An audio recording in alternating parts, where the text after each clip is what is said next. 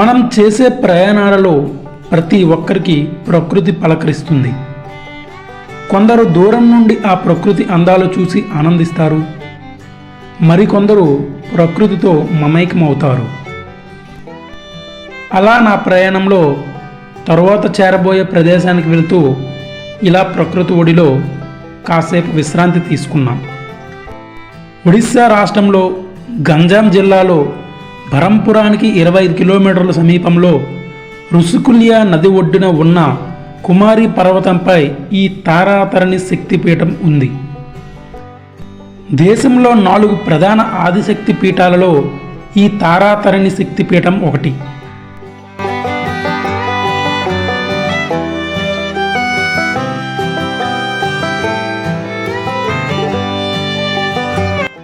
పదిహేడవ శతాబ్దంలో కళింగ చక్రవర్తులు ఈ ఆలయానికి 999 మెట్ల మార్గంతో నిర్మించారు. అయితే ఇప్పుడు ఈ తారాతరణి టెంపుల్ ట్రస్ట్ వారు ఈ కొండని సందర్శించడానికి రోప్వేలు ఏర్పాటు చేశారు. కేబుల్ కారులో ఈ కొండని చేరుకోవచ్చు. ఈ కేబుల్ కారుపై ప్రయాణం అనేది నిజంగా అద్భుతంగా ఉంటుంది. చుట్టూ ప్రకృతిని ఆస్వాదిస్తూ, చుట్టూ ఉన్న ఈ ప్రకృతిని చూస్తూ ఈ కేబుల్ కార్ ప్రయాణం నిజంగా మనకి ఎంతో అనుభూతిని కలిగిస్తుంది.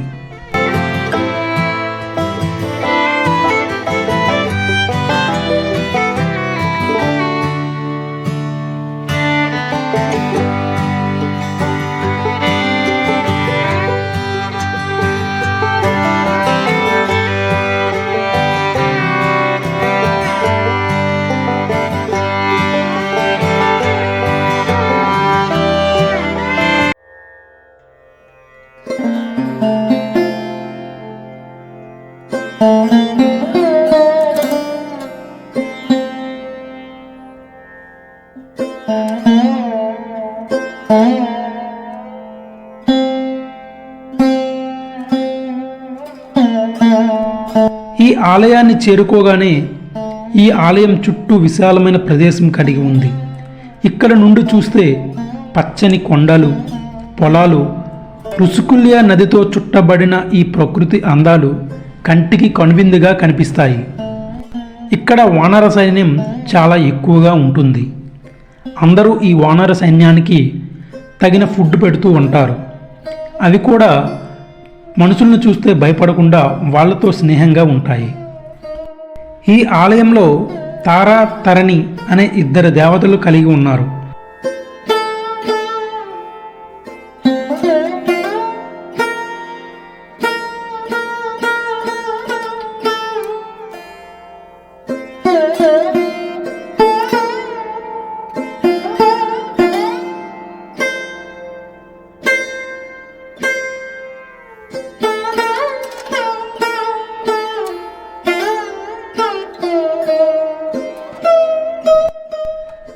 కాళికా పురాణం వంటి గ్రంథాలలో 4 శక్తిపీఠాలు ఎక్కువ శక్తి ఉన్న ప్రదేశాలుగా గుర్తించారు.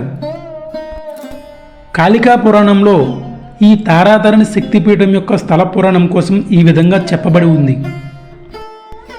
శివుని భార్య సతీదేవి మరణం కథ ఆధారంగా అత్యంత ప్రాచుర్యం పొందాయి ఈ శక్తిపీఠాలు. శివునికి 2 భార్యలు, సతీదేవి, పార్వతి. మొదటి భార్య సతీదేవి దక్షుడి కుమార్తె. శివుడు దక్షుడిని ఒకరోజు అవమానిస్తాడు.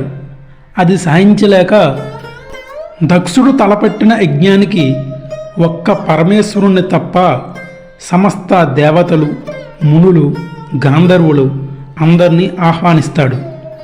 అల్లుడైన పరమశివుడిని ఆహ్వానించకుండా అవమానించడం సతీదేవికి ఏమాత్రం నచ్చక ఆ యజ్ఞానికి వెళుతుంది. అక్కడ సతీదేవికి మర్యాదలు ఏమీ జరగవు. భర్త చెప్పినా వినకుండా ఈ యజ్ఞానికి వచ్చినందుకు అవమానం చెందిన సతీదేవి యజ్ఞగుండంలోనే ఆహుతవుతుంది. అది తెలుసుకున్న శివుడు కోపంతో వీరభద్రుడి రూపంలో దక్షుడు తలని నరికేస్తాడు. సతీదేవి దేహాన్ని విష్ణువు సుదర్శన చక్రంతో ఛేదిస్తాడు.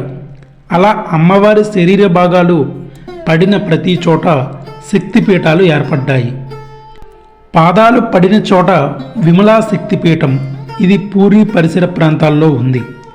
స్థానభాగం పడిన చోట ఈ తారాతరణి శక్తిపీఠం ఏర్పడింది. కుడిపాదం వేళ్లు పడిన చోట కలకత్తాలోన కాళీఘాట్ ఏర్పడింది. యోని భాగం పడిన చోట కామాఖ్య శక్తిపీఠం, అస్సాంలోని గౌహతిలో ఈ శక్తిపీఠం ఉంది. అలా ఈ తారాతరణి అమ్మవారు ఇక్కడ కొలువయ్యారని పురాణాల్లో చెప్పబడింది.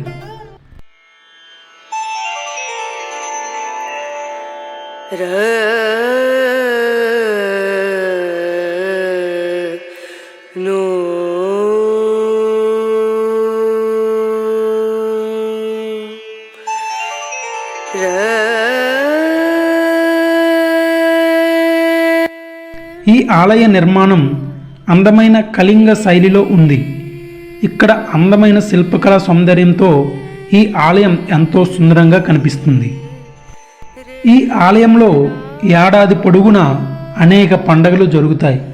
ప్రతి సంవత్సరం మార్చి నుండి ఏప్రిల్ మధ్యలో చైత్ర పర్బ లేదా తారాధరణి మేళ అనేది ఇక్కడ ముఖ్య పండగ. జనవరిలో సంక్రాంతి మేళ, హోలీ సమయంలో డోలి పూర్ణిమ, దుర్గాపూజ సమయంలో శారదీయ పర్బ, ఇలా చాలా పండుగలు ఇక్కడ జరుగుతూ ఉంటాయి.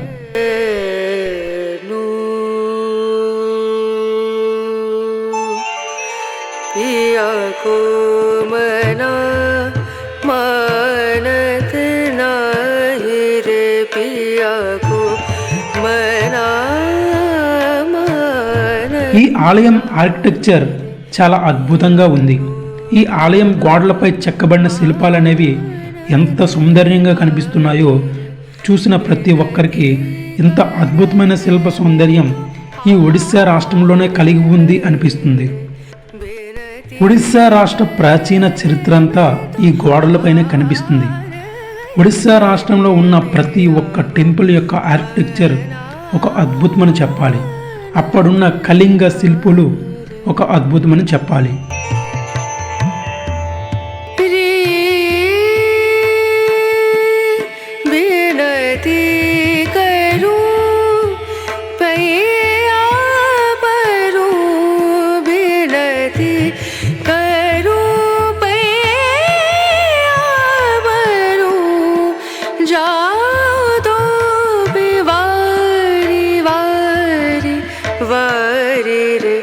बेनती करत मैं तो हार गई रे बिया गो मनानत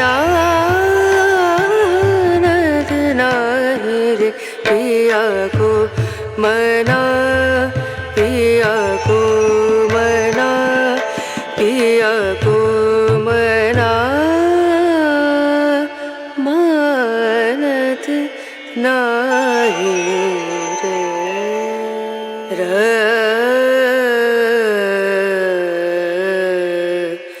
नो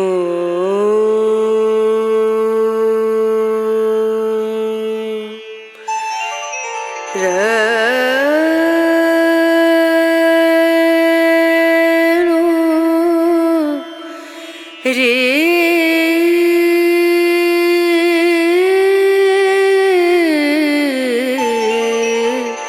रे ना ना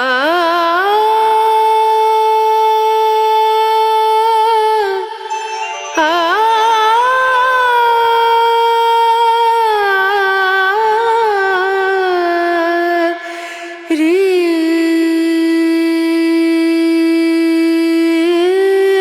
ना रे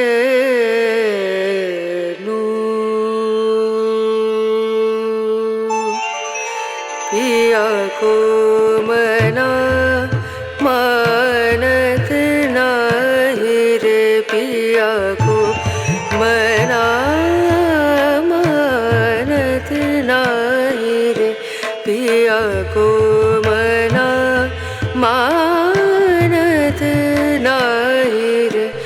ఇక్కడికి వచ్చిన భక్తులు వాళ్ళ కోరికను తీర్చుకోవడానికి ఇక్కడ ఉన్న చెట్టుకి ఇలా గాజులు కడుతూ వాళ్ళ కోరిక నెరవేరాలని అందరూ మనసులో కోరికలు కోరుకుంటారు. तो हार रे पिया को मनानत नाही रे. रे